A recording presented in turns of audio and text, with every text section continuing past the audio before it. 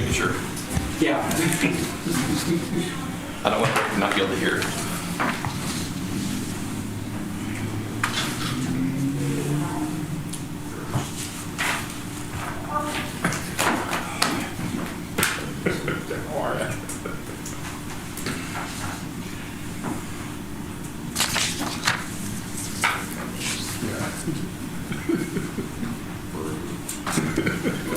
Yes, Lord.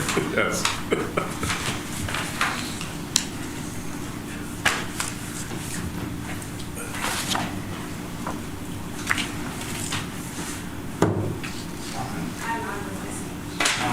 He said they were getting an alarm. Somebody hit the button. What the? There's usually an emergency button somewhere.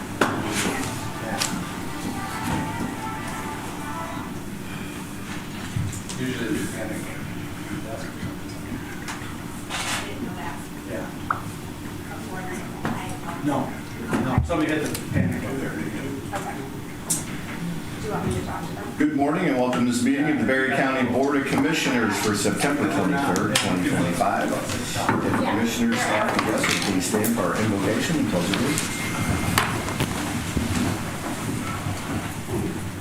Heavenly Father, we thank you for another opportunity to come together and do the best that we can for the citizens of Berry County. Usually You've given us a beautiful place to live, and we want to do everything that we can to preserve and enhance it. Please give us the patience, the wisdom to do what is best in our citizens' interests, and particularly in your interests.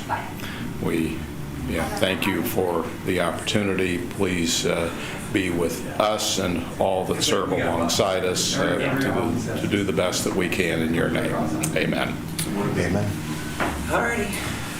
I pledge allegiance to the flag of the United States of America and to the republic for which it stands, one nation, under God, indivisible, with liberty and justice for all. Please be seated.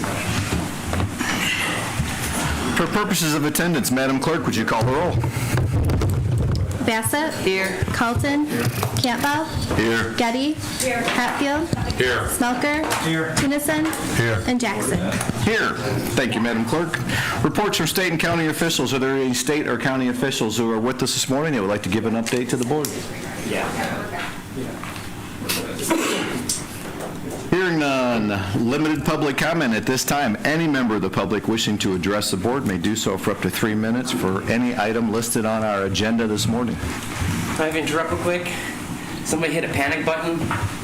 Yeah, is there anybody in here with a medical emergency or being held under duress in any similar way? No? Not that I know. Okay. No, sir. All I know is there was a panic button hit, and here we are. Well, thank you. Thank you. Yeah, Rick is speaking, that's why the panic. Where's the panic button? Okay. All righty, cool. We appreciate you. Perhaps we need to be educated as to where panic buttons are. They're hidden strategically. Yeah, we're not supposed to know. Okay. Sorry for the interruption. No worries. Thanks for coming. Lead over. Weird, huh? Nice to know it works. Yeah. Well, it's nice to know there is a panic button. Rick Moore, not related to any other Moores, harbor master of the Podunk Lake Yacht Club. I just wish to remind everyone to speak into the microphone and use your outdoor voice. We're all here to learn from your vast knowledge and wisdom and institutional knowledge of what's going on. Please speak into the microphone or use your outdoor voice. Thank you very much. And now we wait for the next guy. And don't speak into your mustache. Thank you very much. Thank you. Everything's all right? All good, Steve. All right, sounds good. But thank you for stopping by. Weird. So we know how to meet. In your consent items, you have item D. thousands and thousands of people in Berry County, voters, voted for a clerk to come in and take over the duties and do their job. Thousands and thousands of people in Berry County voted for a treasurer to come in and do their job. When you have a Berry County employee put on the agenda to take over part of their duties, I don't think it allows them to fulfill their duties, or you fulfill your duties on your office. We heard from neither one of these elected officials about the duties that are being taken away from them for this new deputy administrator, finance director. The voters can hold elected officials accountable for not doing their job. Voters cannot hold employees of Berry County accountable for them not doing their job. So when it came up last week that they are taking some duties away from the clerk's office, they're taking some duties away from the treasurer's office, both of those elected officials should have had some type of comment before this even was considered, much less being put on a consent agenda for no discussion. So I'm not sure why an oath of office doesn't include fulfilling the duties. If they're unable to fulfill the duties, then that's one thing. But not having them speak of why duties are being taken away from them by your employee is not a good thing. It's important that the people have control over their elected officials. And it's clear that once these duties move away from an elected official to an employee, they no longer have control of this. So I'm not sure what all the duties entail that are being taken away. It should not be happening without, I don't know, much debate and comments from these elected officials and from the public at this point in time. If you are to take duties away, then it should come with taking budget away. You don't have to take money away from the person, but if it's going to cost $4,000 to $14,000 more, those departments where the work is coming out of should be taking accountability for that. That holds them accountable also. So I'm not sure why this would not be removed off consent agenda and moved to where the elected officials have an opportunity to comment on this. Thank you. Thank you. Additional public comment?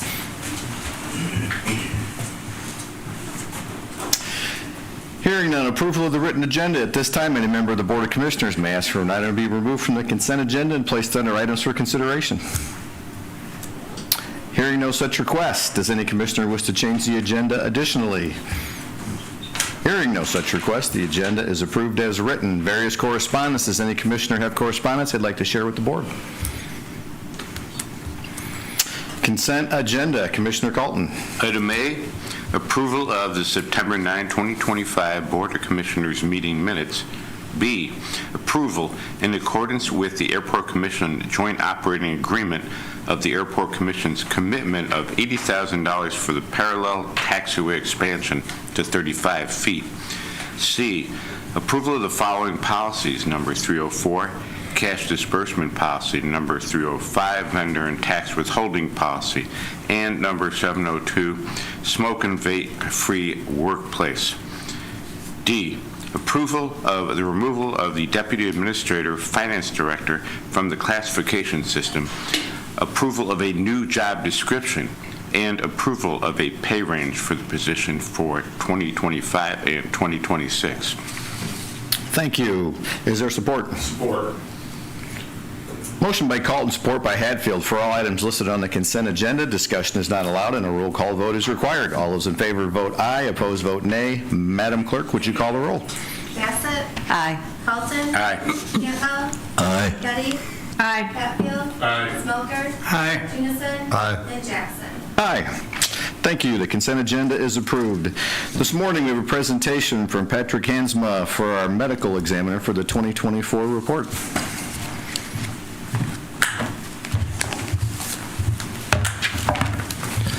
Good morning. Good morning. Am I speaking adequately into the microphone?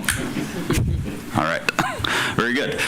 So I stood before you a year ago. I stand before you again today. And just like last year, largely this is going to be a data-driven presentation, just running you through the mortality statistics in Berry County as they pertain to reported deaths to the medical examiner's office. And then obviously I'll take any questions on any topic at your convenience after we run through the annual report. The annual report in full is available on our website for all the counties we serve as the medical examiner, and that document has a number of things in the prelims for it pertinent to the statutes, the National Association of Medical Examiners accreditation requirements, all those things, because we are a name accredited office. So if you have any questions about how or why our office operates the way it does, I would refer you to that. It's wonderfully exciting reading, let me tell you.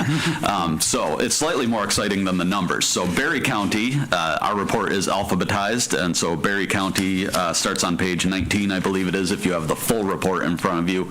And so you're looking down on that first table down the right column. That's your 2024 numbers. And last year I stood before all the commissioners in all my counties and said what we're seeing is a return to COVID numbers. Everything was kind of declining back down to what the baseline was pre-COVID, and I could not tell you whether or not numbers were going to continue to decline, whether they would stabilize, whether they would start to rise.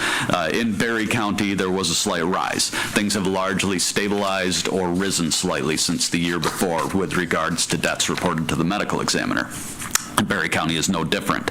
So looking down 2024, you see that there was a slight bump in deaths reported to us from the year prior. Deaths investigated went up. Total number of death certificates signed by the medical examiner. So in other words, cases we took jurisdiction of and had to see through to completion stabilized. So that was the same number as the year before. Total number of bodies coming to WMed went up slightly. Unfortunately, unclaimed status is on the rise everywhere in all of our counties. So people are dying without any prearranged disposition plans, or with no plans. The family also is unable to or unwilling to financially support that process, and so our office is handling a lot of unclaims. It's really quite surprising. I wouldn't have rolled the dice and predicted that would be the thing that is rising at the rate it is, but it is, tragically. Complete autopsies performed, number 26 down that right column there. Total number of autopsies that were complete is 26 plus limited autopsies 4, so 30 complete autopsies performed. External exams was 14, it was 15 the year before, so essentially no significant change. But towards the bottom of that table, referrals to Gift of Life went from 53 to 68, so that's great. We have an obligation to report deaths to Gift of Life as the federally assigned organ procurement agency in the state, and so we are very proactive in making sure that happens. So that's wonderful that that number continues to rise, and whether they go through for completion to actual procurement, that's out of our hands, but we do get them referred. The table at the bottom of that first page is cremation permit authorizations. Forensic pathologists at our office check cremation permits and the death certificate to make sure that no non-natural death is slipping through uninvestigated prior to cremation. Our office has an obligation to investigate non-natural deaths, but we're dependent on someone reporting them to us. And so sometimes deaths will slip through the cracks and a non-natural death will fail to be reported. And as a last check, we can pick them up on cremation permits occasionally. And so, as you can see, percent total deaths with cremation, 70%. That's pretty much on par for all the counties I serve, is 70% or above. That is the preferred method of disposition these days. To the next page, you get to the manners of death reported in Berry County, and again, you're looking down that right column at the 2024 numbers. By and away, natural deaths, fortunately. Most deaths are natural. Most deaths reported to our office prove to be natural. Accidents are usually the second highest, and so 123 naturals versus 25 accidental deaths. deaths, 8 suicides, 2 homicides. So it drops off precipitously as you go through. And then you see it represented graphically, and then at the bottom of the page, now you're looking, instead of down the right column, you're looking across that bottom row, 2024. That's the deaths reported by age in Berry County. Fortunately, just like the year prior, no pediatric deaths reported to the medical examiner's office in 2024, so that is wonderful. We like that. Berry County, by these statistics, sure seems to be a safe place to have kids. There were a few young, actually, my mistake. There were a couple that did cross the line. There were 2 pediatric deaths. They were in their teenage years. I apologize for that, that I misspoke on that. They were accidental deaths. One of them, motor vehicle collision. I believe the other was smoke inhalation in a structural fire. But then young adults also, there was a slight bump in young adults age 18 through 25. Again, most of it, though, natural deaths in the elderly, fortunately. And then at the very top of the next page, that's your ages 11 through 17 bracket. Those were the 2 cases that I just mentioned. Yep, and smoke inhalation was the one, and then motor vehicle collision the other. And then below that, you have accidental deaths by mechanisms. Now, again, you're looking down that right column, 2024 numbers. Motor vehicle collisions and drug fatalities tend to be leading the way, as well as falls. You see there were 12 fall-related fatalities. These are falls in the elderly most of the time, not falls from heights like off a building, but a ground-level fall. Little old lady fractures her hip, never recovers. Let's see. And then below that, drug-related deaths, because those are accidental deaths, we have those broken down more. 2024 is your right-hand column. There were 3 accidental deaths, 1 suicidal death by drugs, and 2 of them involved opioids. So half of the deaths were opioids. The opioid epidemic is still ongoing, but we're down into single-digit numbers here in Berry County, which, although every one of these deaths is a tragedy, that is at least encouraging that we're in very low numbers. On the next page, you see it represented graphically instead of a chart. And then it goes to the middle chart there. That's suicides by age in Berry County. And 2024 is right across that bottom row. And so there were a couple young adults, unfortunately, that elected to commit suicide, but it is always skewed towards middle age and elderly in my experience, but there was one slight blip for younger adults in Berry County last year. And then the mechanism by which those suicides were accomplished is the bottom table on that page, 2024 being your right-hand column. Firearms and hangings are always the top of that list. They're methods of convenience. It's not unique to Berry County. That's what it is everywhere. And then there was 1 drug intoxication suicide. And then the final chart on the final page are your homicides that occurred in Berry County. Last year, there was 1 by firearm and there was 1 vehicular homicide. Again, all tragic, but we are in single digits, fortunately, so if there's a silver lining in anything, it's low numbers. And those are your numbers from 2024. And if I can take any questions, I am here for them on any topic. Questions from commissioners? Commissioner Bassett? I really don't have any. Okay. Commissioner Colton? Good. Commissioner Getty? Commissioner Smelker? Could you tell me, are you fully staffed? No, we are not. We are, so fully staffed is kind of a fluid concept for us. We are an academic institution, and so fully staffed for us is what percentage of our time is allocated to our clinical time doing forensic pathology versus research versus teaching in the medical school. And so there is some flux in what we consider the need for a full staff. Under my predecessor, Joyce DeYoung, who was a forensic pathologist, there were 7 of us. Presently, there are 5, but we have a non-forensic pathologist new department chair. And so there's 6 pathologists, but 5 only serving for the medical examiner's office. So we have one gentleman who has just announced his retirement, and we are recruiting, and hopefully we'll be successful this October at the National Association of Medical Examiners annual meeting, because anybody that wants to go into forensics is there. And so that's where I will be doing all of my very proactive recruiting.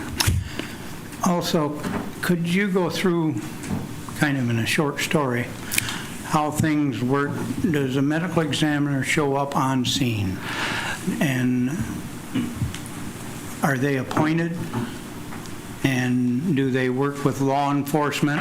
Yeah. If it isn't visible of what happened? Yeah, okay, so I will try to make that a short story. Sorry about that. No, that's okay.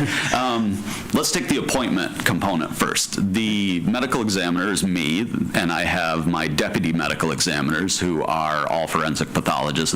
We are all appointed.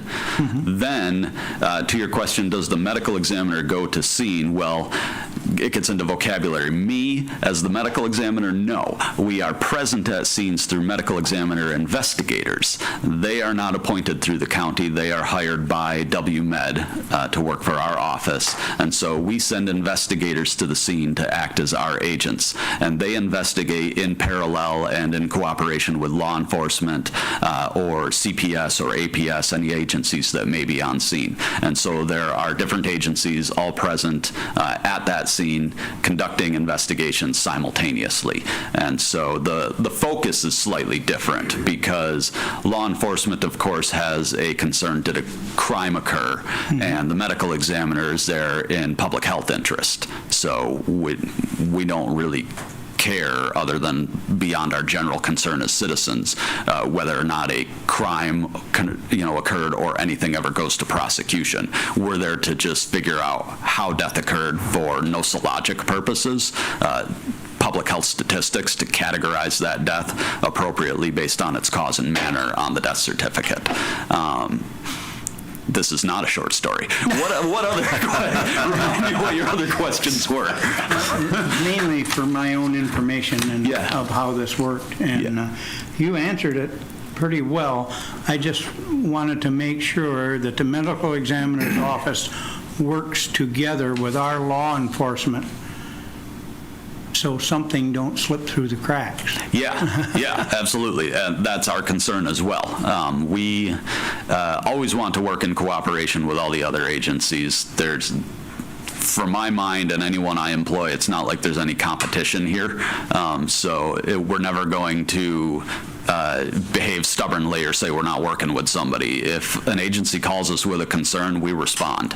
And if they call with a death and our initial conversation indicates, it falls to our jurisdiction, then absolutely we are obligated to respond. But even if we're not convinced that it does fall to our jurisdiction, we're going to still work cooperatively with that other agency to arrive at the appropriate conclusion for what our involvement needs to be. Thank you. Yes. Any more? I'm done. Sure. Commissioner Tennyson. Morning. Good morning. Can you tell me how the communication with your office works with local funeral homes? What's the process? Okay, so when again, can I make it a short story? When the body is still on scene, if that body can be released to the funeral home of the family member's choosing, then our communication is basically to try and facilitate that, saying, can the next of kin choose a funeral home and that body, therefore, we communicate with them saying, yes, we've released this body and, we're out of the picture now. If the body needs to come to our office, and so that body now is there and needs to be released, then it's a matter of next of kin choosing a funeral home and alerting them that the body is at our facility and that we will arrange with them a convenient time for them to come pick up. We're staffed 24/7 almost always. So there's very few gaps. So pretty much anybody can show up anytime. They just have to tell us they're coming. And so the communication is really just on the end of them call us, we will respond, and we'll have somebody here. And we will release that body to whatever funeral home next of kin chooses. For cremation permits, that's the other part, because I mentioned that we review cremation permits. That's the one I think that people perceive delays, unfortunately, on more than dealing with transportation of the body directly. Cremation permits are unfortunately more convoluted than they sound, because if we have a death certificate that looks like it could be non-natural, but we don't know, we have to request medical records. And so then we are at the mercy of whatever institution was treating that patient while alive. And so we communicate to the funeral home that sent us that permit saying, we cannot approve cremation at this time. We need to request records to investigate this matter and see if it's a non-natural death. And then unfortunately it just takes as long as it takes for them to get us records. Once we have records, we are fleet of foot to review them and get that permit signed. I review them in real time on my phone regularly. Somebody notifies me that records are in, and I try and get that cremation permit out immediately. So I think that's the one where communication probably is the most confusing, because funeral homes aren't getting moment-by-moment updates. We just say we're waiting on records, and then they won't hear from us again until we have them or until they call us. Well, I know one of our local funeral homes was having trouble communicating with you guys, and we asked Eric to reach out to you. I just want to know if that's been rectified, that it's... I believe it has. Yeah, the process is as transparent as I just explained, and there's been no change in our policies or procedures. It's what we've always done. It's what we continue to do, and we move everything through as immediately as possible. We don't want bodies to stay at our facility.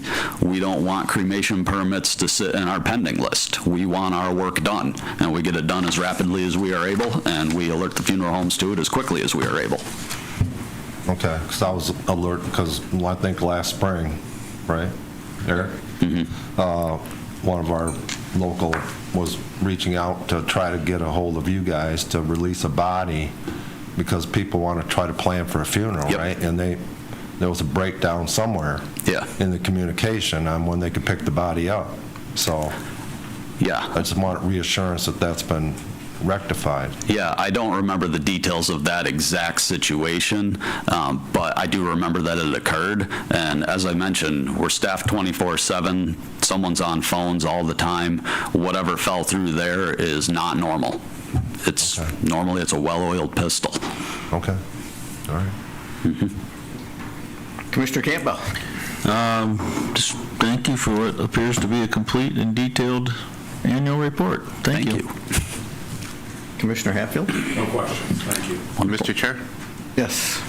All the cremation talk made me think of a question. Yes. You know, and I'm sure you've seen some of these hideous stories that was in the news of people who, they got a cremation permit, but they didn't cremate them, and whoever did put other ashes that they returned to the families. Did you hear this story?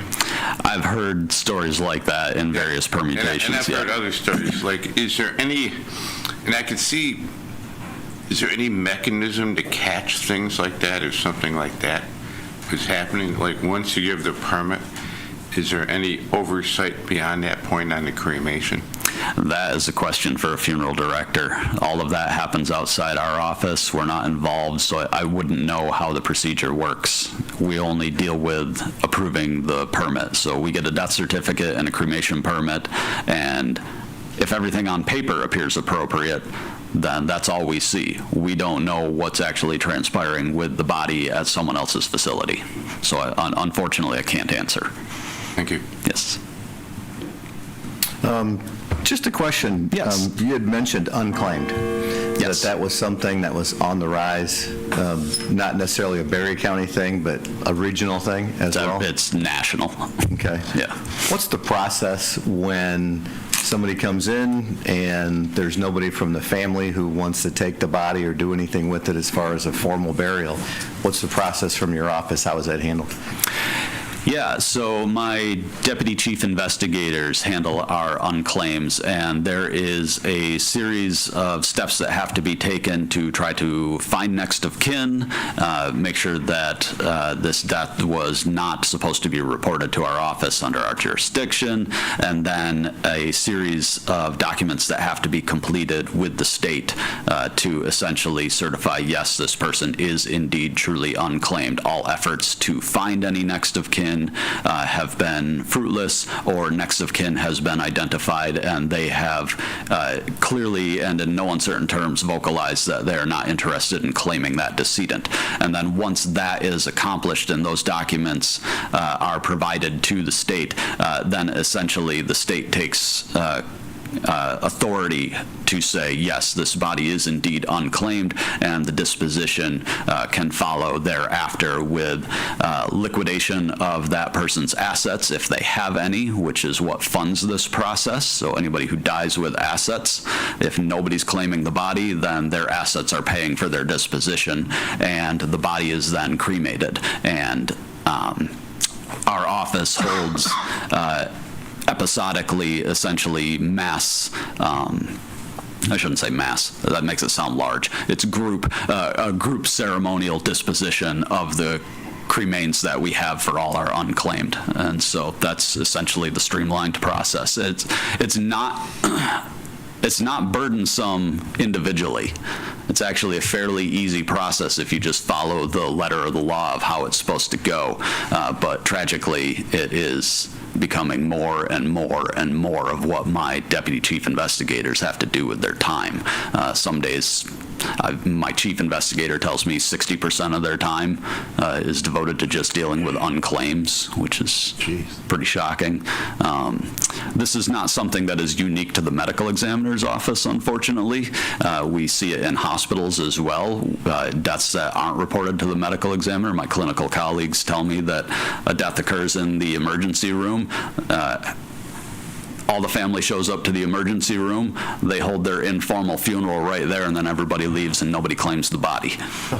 And so now they're just stuck with a dead person in the emergency room, and no one answers their phone afterwards. Interesting. Sad. Do you then have contracts with funeral homes or with services for cremation and stuff like that? Your office arranges that stuff, or is that done through the state or through at a different level? Yeah, that's through us. So we have prearrangements with different agencies to make sure that it gets accomplished according to the public policy on how to deal with an unclaimed disposition. So we will work with a local crematorium to see it through. Interesting. Okay. I appreciate the details and the statistics. It looks like there is nothing new in the trends from year over year since we've kind of come out of the COVID years, that things have kind of maintained that level a little bit in there, unless you're seeing some trend or something nationally or regionally that we should be aware of? Nothing surprising. Lately, cocaine and methamphetamine seem to kind of be going up while fentanyl's going down, but it could just be a blip. It's not anything earth-shattering to that. It's still the common players that just kind of compete for what the preferred drug of choice is. But that's the only recent trend, I think, that isn't specifically covered in the annual report.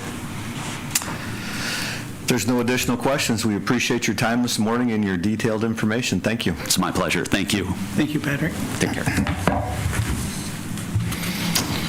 Okay, moving ahead. Items for consideration. Commissioner Campbell. Thank you. I move for A, the approval of claims in the amount of $94,160.54. Support. Motion by Campbell, support by Tunison for approval of claims in the amount of $94,160.54. Discussion. Hearing none. Madam Clerk, would you call the roll? Excuse me, Colton? Aye. Campbell? Aye. Kenny? Aye. Hatfield? Aye. Smelter? Aye. Tunison? Aye. Bassett? Aye. And Jackson? Aye. The motion is approved. I move for B, the adoption of resolution number 25-26, opposing House of Representatives fiscal year 26 budget cuts to county revenue sharing. Support. Motion by Campbell, support by Getty for adoption of Resolution 25-26, opposing House of Representatives fiscal year 26 budget cuts to county revenue sharing. Discussion. Commissioners, in your package, you have a resolution. I think this was supported by MAC and asked us to review this on a full board, where right now the state with the budget for the fiscal year 2026 out of the state budget is almost $35 million reduction in county statutory revenue sharing, kind of wiping out the progress that they've made over the past couple years in trying to get more money that way. So, Eric, if you'd like to lead or fill us in some of the blanks. Yeah, so in this coming year's budget, the governor's recommendation was about $1.6 million for Berry County. And if I look at the share of our versus all revenue sharing, if to do proportional reduction, you're looking at about $195,000 reduction for Berry County if the $39 million goes through. So not an unsizable amount. I know at this point it's a lot of posturing and politicking, and they'll be back and forth between the parties over the next hopefully week and a half, and they'll get it taken care of before October 1st. But MAC had just asked us to weigh in to kind of try and halt the slide to make sure all the hard work that has been done over the past few years for counties to keep us in line. So, yeah, and as noted by the resolution, there's a bump in city revenue sharing, but a decrease in county revenue sharing. So why? We haven't talked to our representative to get that information, but I mean, I know there was a $5 billion cut proposed by the House budget. So one of the big reasons on that is because city, village, township revenue sharing is constitutionally protected. So they have in the Constitution the first so much percentage of sales tax goes to them that cannot be touched at all by the legislature. Now the county has tried to get that at some point to be on the same margin, but we've never been successful. And there have been some proposals over the years to the cities, village, township also have a share that's statutory, and that gets played with all the time by the legislature. So they've tried to get everything constitutionally protected. Also has not gone very well. So just something to be aware of. So, and as Eric pointed out, there's a lot that's going to happen in the next 10 days at the state level with the budget and the back and forth and what we actually come out with. So whether that's real or imagined, what happens, we don't know yet. But like I said, MAC asked us to review this, and if we're comfortable with it, to put this together and send it over to our state reps, county reps as well. So questions or concerns?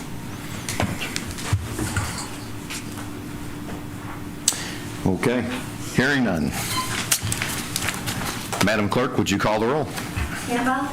Aye. Getty. Aye. Hatfield. Aye. Smelker. Aye. Tunison. Aye. Bassett. Aye. Carlton. Aye. And Jackson. Aye, the resolution is approved. Thank you. I move for C, approval of updated emergency operations plan. Support. Motion by Campbell, support by Smelker for the approval of the updated emergency operations plan. Discussion. Hopefully you've got a chance to sit down with a big cup of coffee and read through it in detail for all 150-some pages. It was some fantastic reading. So, and very detailed, very well put together. Patrick, you can come up and address some of this as well. Yeah, I'm just going to kick him off. I want to give Patrick kudos. He knocked out this update. He was notified last month that we were out of date, out of contact information. So if something happened, we wouldn't necessarily be eligible for reimbursement. Just there have been a lot of moving pieces since this was last updated. So Patrick jumped in head first, updated using the state's format. He's worked with the state, has worked with other entities locally to try and make sure we are in line. So I just want to give him kudos for the work and how quick he jumped into it. As well, they also looked at a couple other resolutions, which will be following up on your agenda, just to bring us up to date on these issues. So I'm going to turn it over to Patrick, but again, he's done a great job. So, Thank you, sir. All right, good morning, Commissioners. Yes, it is a lengthy document. You have 3 of them, actually, and I'll just give you a brief overview on them. The main one being the 120-some page, and that is the emergency operations plan itself. It's a county-wide response plan to incidents that could impact all municipalities or at whatever level that possibly is. I mean, primarily this is focusing on major type events, and but there's a lot of coordination with a lot of different organizations, departments, municipalities to make this all happen. It is a required document. It's supposed to be updated every 4 years, and it is also required that we, in order to maintain eligibility for Section 19 funds, which is what Eric was referring to, and if we do not have an up-to-date document that's within 4 years, we are no longer eligible for those. And so a case would be, say, a large major event that would, like Allegan County had. They had 2 tornadoes that came through. They filed for a state of emergency. That made them eligible for Section 19 funds. So we have to have the EOP in order to be eligible for those. Section 19 funds are going to be your state, local emergency management funds. There's obviously federal funds if we have a large disaster, such as what they had up north with the ice storms. Additionally, as part of this EOP, it requires the adoption of an emergency management resolution, which establishes and maintains an EM program and coordinator to keep these plans and keep the county's preparedness up to date, as well as adoption of the National Incident Management System. And this is a federal system that Eric is working on getting us up to date on as far as training goes. There's a number of classes, and his office has already taken the lead on getting some of that done. So these 2 resolutions are they exist as they are. They're just 20 years old, and we felt that it was prudent to update them at the same time as this EOP. And so that's why you have those before you as well, and it's just to bring us all up to 2025. The EOP has been preliminarily reviewed and approved by the state of Michigan. At this point, we are looking for approval from the county commissioners, and then we will proceed to getting signatures of all of the individuals that are listed in those emergency support functions. There's 15 of them, and there's additionally 5 or 6 annexes that all require signatures from those respective organizations, department heads, and such. So I think that's all I have as far as a brief overview. I should be able to answer any questions. I've stared at this document far too long, and Eric, he's like, let's just do it next month. I'm like, no, I can't. I've got things, we've got to get this done. So I appreciate you guys allowing us to get this on the agenda for today and to keep this thing moving forward. So, absolutely. Questions from commissioners? Commissioner Getty. When the eligibility question, when was the last time we had a plan that was eligible for state and local funding if we had a emergency? Approximately 2022.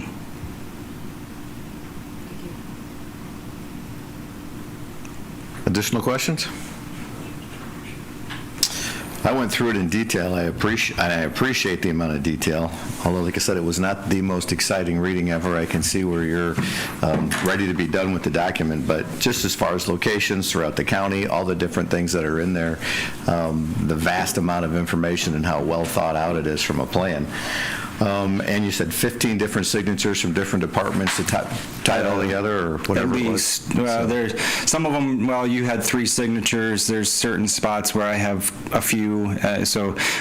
But yeah, there's 1, 2, 3, 4, 5, 6, 7, 8, 9, 10, 11, 12, 13, 14, 15. Yeah, looks like about 15 signatures on here that so. But no, I appreciate the attention to detail and putting it together kind of on short notice and getting us up to date on that. So just a few things that slip between the cracks once in a while. So welcome aboard. Congratulations. Thank you. It is a beast of a document, right? So it's no easy undertaking, but it was identified as a number one priority, and we had to get it done. So I had a lot of help, and I would like to at least thank all of the individuals that had reached out to me over the last week, providing feedback, and there was a lot of good conversations and a lot of good information that came from those conversations, and I was able to make some adjustments, and so we have with all of that, there has been some great collaboration, and I believe that as a county, we are more prepared for an incident now than we ever were because of those collaborations and conversations that we've had. So, one other thing I will add, Eric Roberts was amazing with creating the maps for this. There were maps, out there. They were a little dated, but I sent him what I need, and he whipped them out. So the maps would not have been possible without his assistance. So I have to make sure to make mention of that.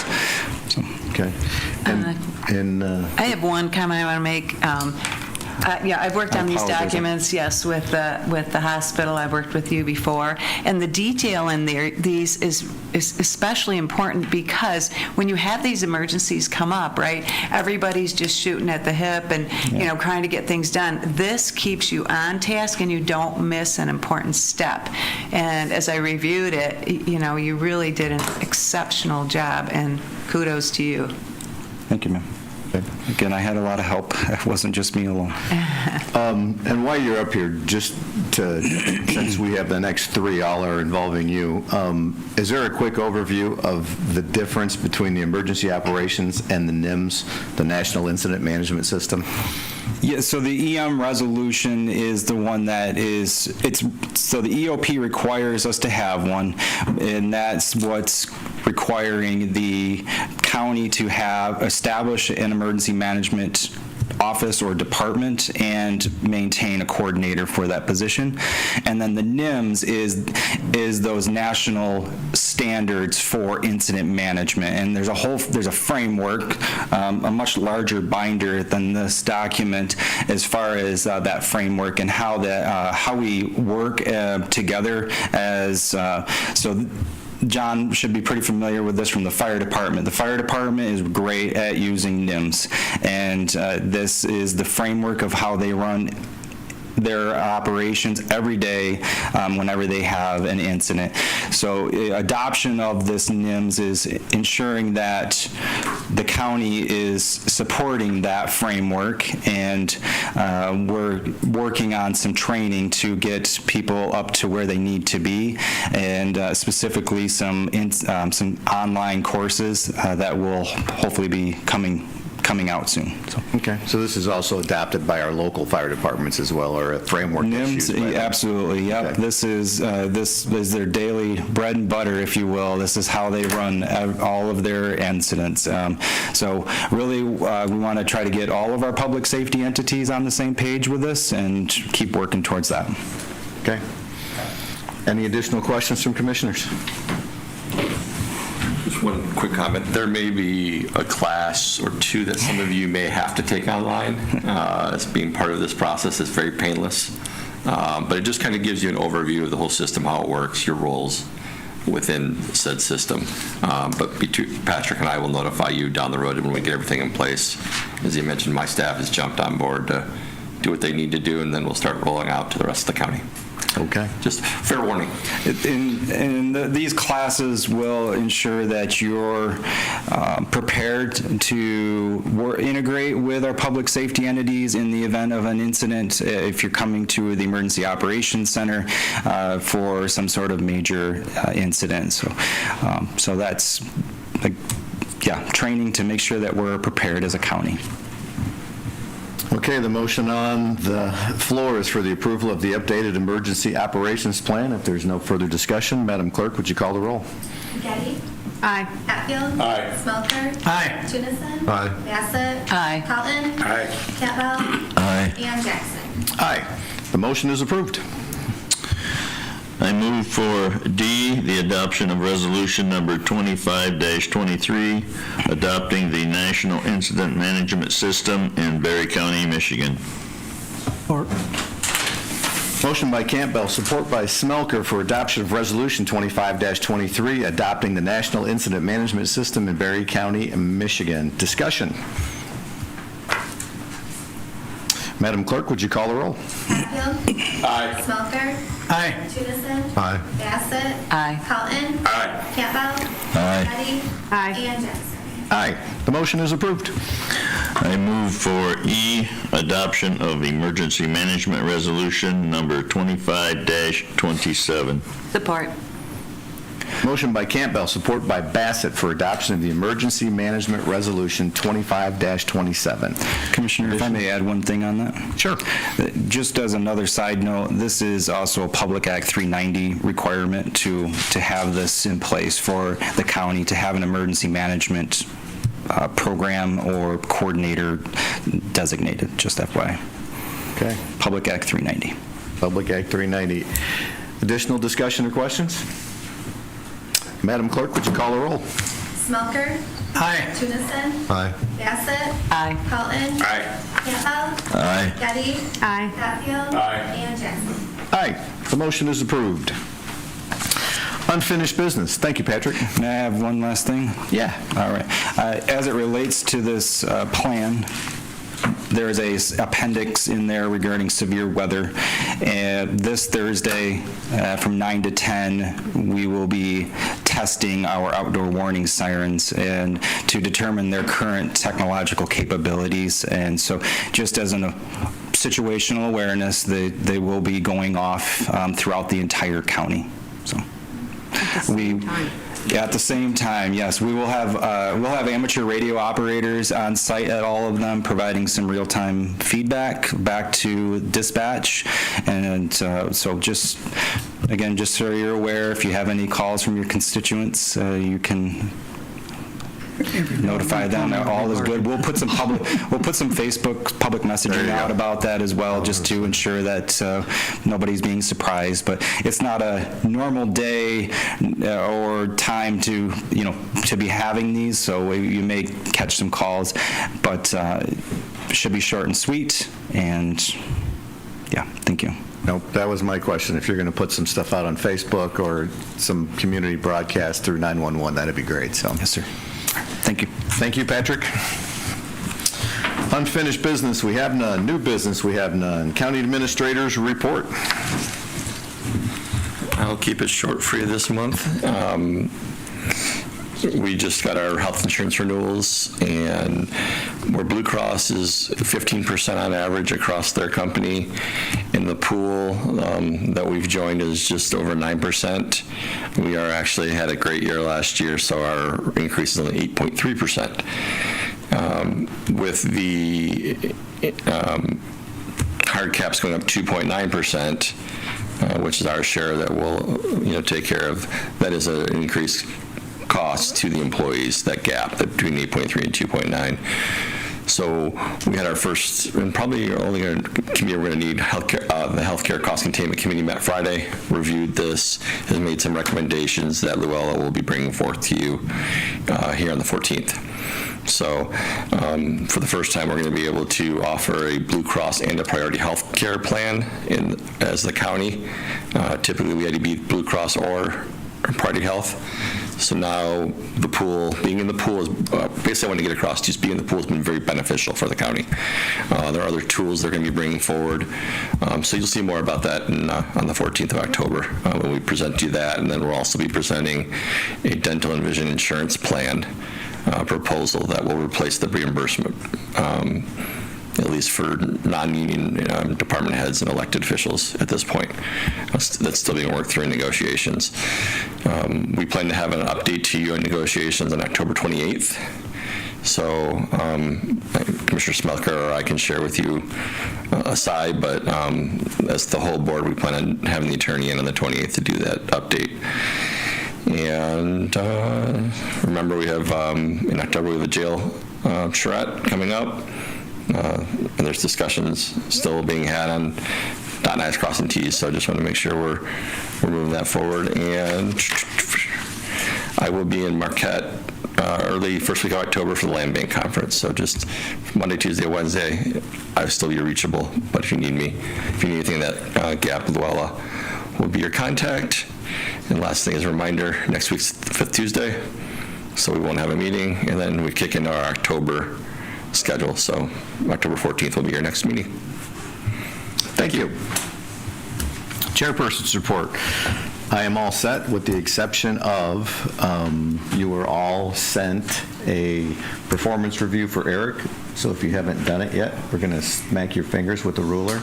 John, you get yours in? Mm-hmm. Okay, perfect. So we'll be going over those probably in the near future as well. So if you would do that, also it being at the end, close to the end of the month, if you could get your mileage submitted, Luella would appreciate that. So thank you. Vice Chairperson's report. Well, you just stole my thunder because I'm compiling those evaluations. Been doing a great job. Yeah. How do you know? You haven't seen it. I just know you're doing a great job. He has turned his in. Oh, just wanted to make sure. But there are several of you who I do not have in yet now. That may be because Luella hasn't forwarded them to me yet, but they are coming. We've got a reasonable response rate so far, and we'll have the results to review with you when we meet. Thank you. Commissioner Campbell. Thank you. Last week we continued to have our health department meetings. I'm going to let Commissioner Getty go a little more deep in that, but basically we are short on funding and we anticipate further cuts, and we do have a new health officer I think is going to do an outstanding job. Commissioner Tunison. Airport meeting tomorrow, 4:30. John and I have. So, on it. Okay. Commissioner Bassett. Coming up, let's see. Well, I recently had a Gun Lake Improvement Board, Prairieville, Yankee Springs, and then I have upcoming Orangeville, Berry County Mental Health, and SWIMBA, the regional mental health. Also of note is that Rochelle Smith is coming to the local grind in Delton this Friday from 10 to 11. So I'm going to try to make sure that our constituents know about that. So. Perfect, thank you. Yeah. Commissioner Colton. John and I had transit yesterday. Had some good talk. They're talking about replacing some buses with vans to be more efficient.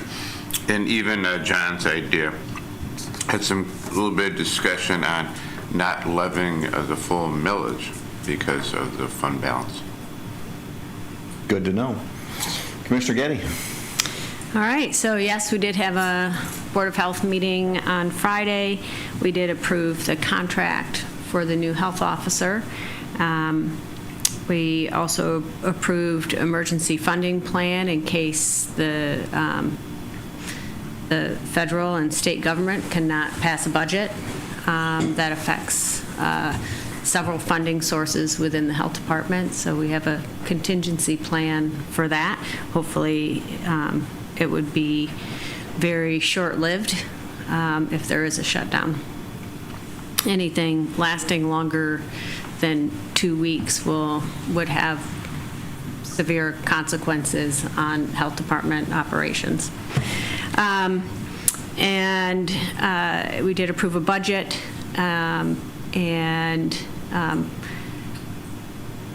while we don't have a solution for everything in terms of how the funding cuts, particularly how Eaton County's funding cuts will affect Berry County residents, just know that we really are looking at creative solutions to try to minimize the effects on Berry County residents. Thank you. Commissioner Smelter?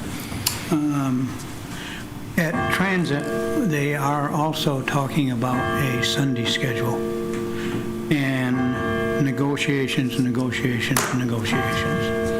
unions, 6 of them.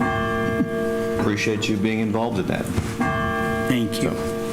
Whether you appreciate it or not, we have yet to be determined, but anyways, thank you, Commissioner. Mr. Chair? Yes. I forgot one item. Could I add one item? Absolutely. We had household hazardous waste on Saturday, and don't worry if you forgot, there is another one in the spring, so just hold on to your stuff. But it was really successful. Rachel France initiated a registration process so that we could stagger the cars coming in to try to alleviate traffic backups, and that worked fairly well. There's going to be some improvements on that, and also the process of asking for donations to help offset the cost, because the cost of disposing these materials has increased dramatically. And so I don't have the final numbers, but it looks like we tripled the donations that came in. Triple the number of tires that came in. So I don't have a number on tires, but we did have the help of the TK football team in loading and those tires. It's like a puzzle to get them in the truck bed. So I saw a lot of tires. I was at the front line, so there were a lot of tires came in. Awesome. Thank you. Appreciate that. Limited public comment at this time. Any member of the public wishing to address the board may do so for up to 3 minutes.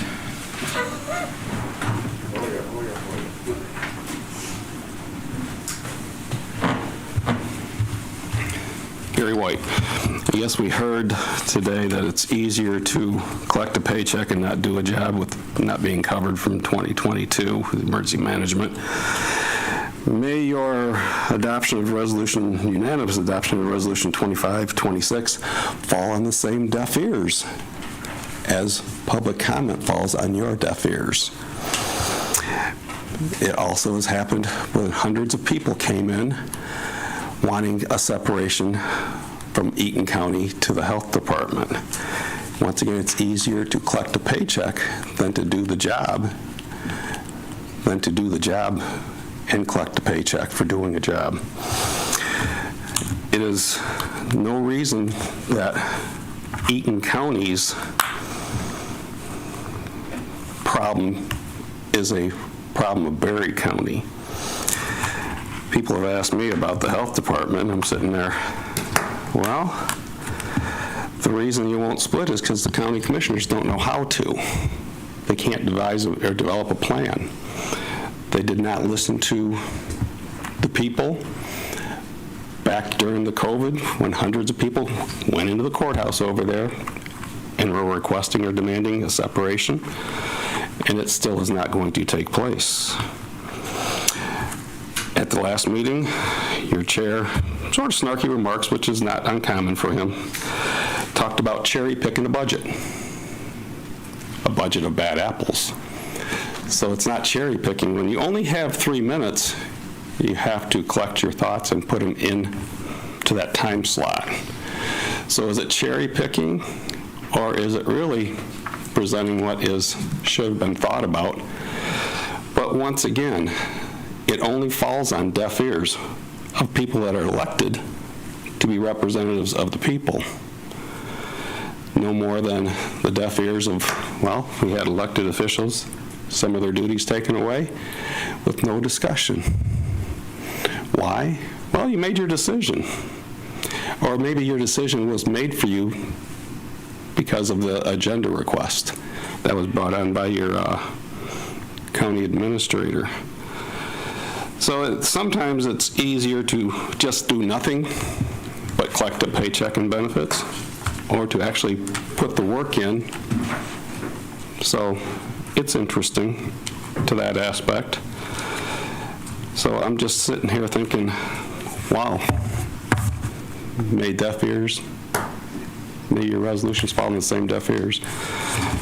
We had a resolution come from the Republican Party, passed unanimously, including 4 commissioners, that never even made it here.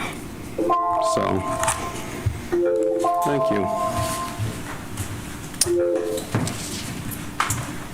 Hi, Sarah Vandenberg, County Clerk. I just wanted to address some comments today regarding giving up the accounts payable in my office. It's not something that was done lightly. I did a lot of research. There's 2 state court administrator, Michigan Supreme Court cases that I went back on, back County Clerk versus the Board from 1980 and Ottawa County Clerk versus the Board in 1987. Based on the Supreme Court rulings, it ruled that the Board of County Commissioners may designate the accounts payable to the county administrator, and that the only thing that the clerk under law has to do is maintain the general ledger. So that is in place to do. This is not an ongoing, this is not a new discussion that's occurred. This is something that's been going on for years. With our new administrator, action was taken. Just a couple other things. As far as my budget, it was amended. So my payables person, her wages and salaries are now with administration. I also did a lot of research about training costs and office supplies, and that money was transferred to the administrator's office. So I, in turn, my office did not keep the funds that we would have had to have for office supplies and whatnot. I researched that, and I took that out of my budget, and we took it out to the administrator. So I invite anybody to come and talk to me in my office and ask questions. I'd love to educate you. So again, my door is open. Thank you. Thank you, Sarah. Additional public comment?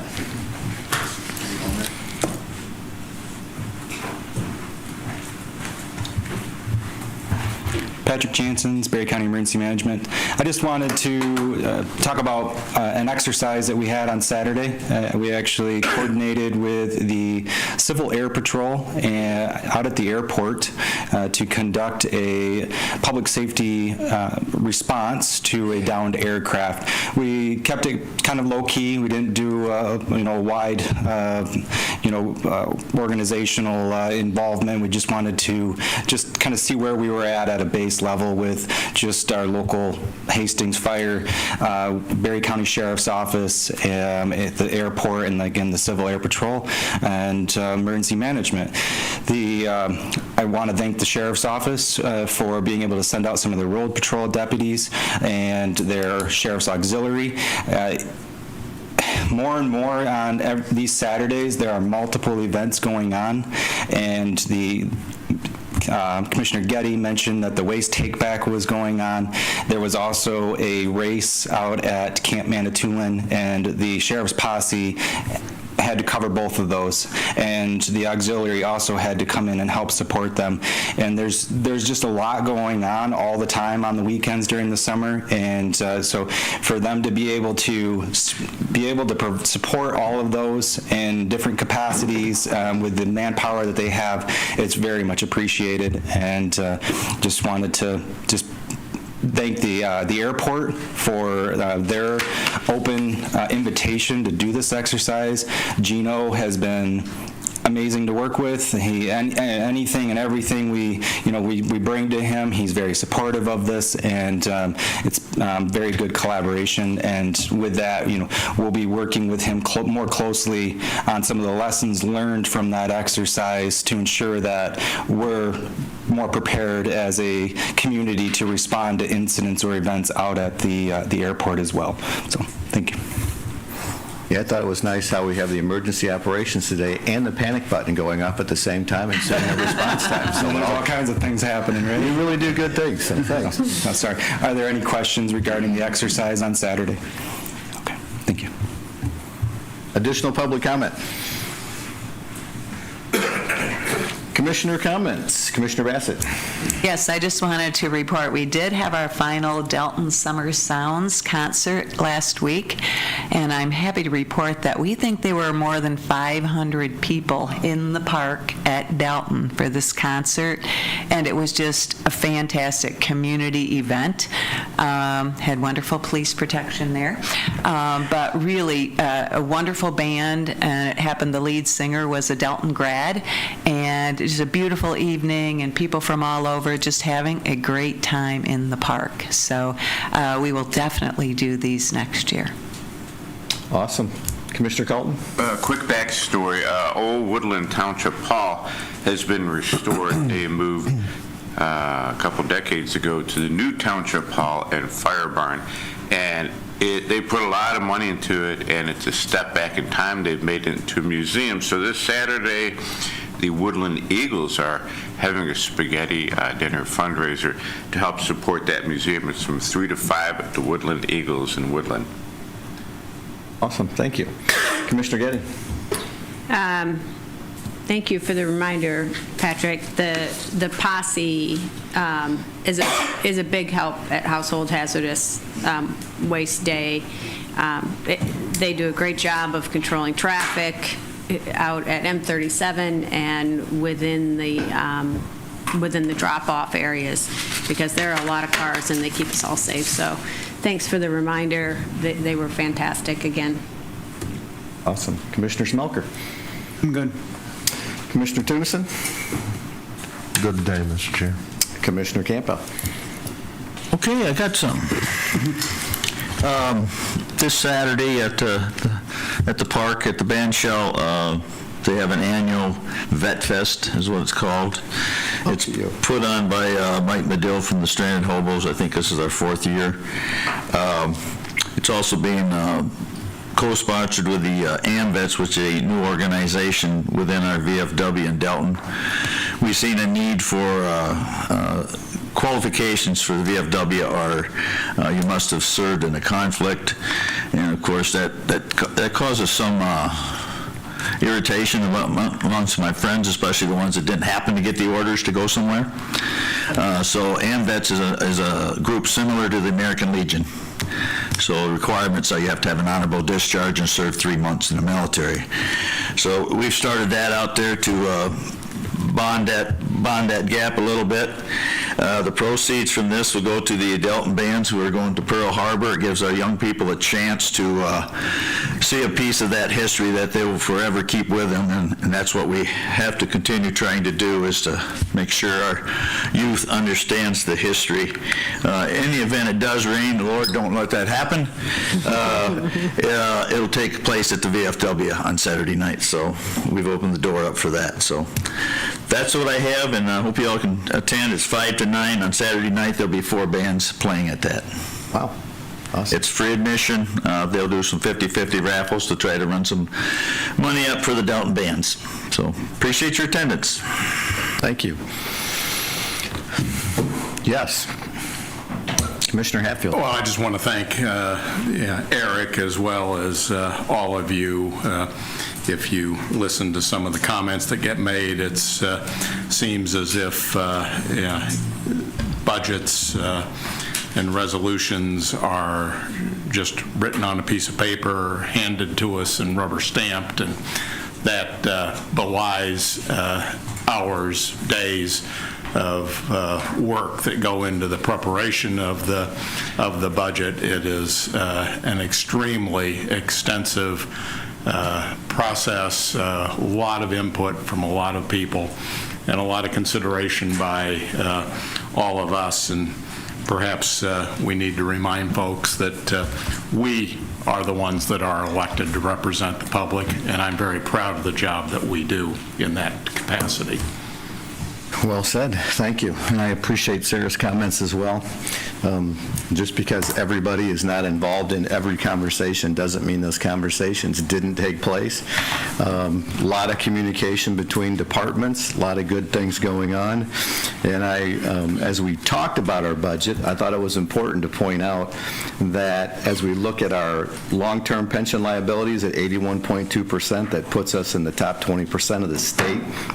And our AA long-term bond rating, S&P cited Berry County a strong budgetary performance with stable, steady financial position for the past 3 years, strong budgetary flexibility with high available fund balance, now and always will be somewhere between 10 and 15%, very strong liquidity factors as well. So Berry County is in great shape in spite of some people's inability to read complex budgets. So anyway, hope you all have a great day. I look forward to seeing you in 3 weeks.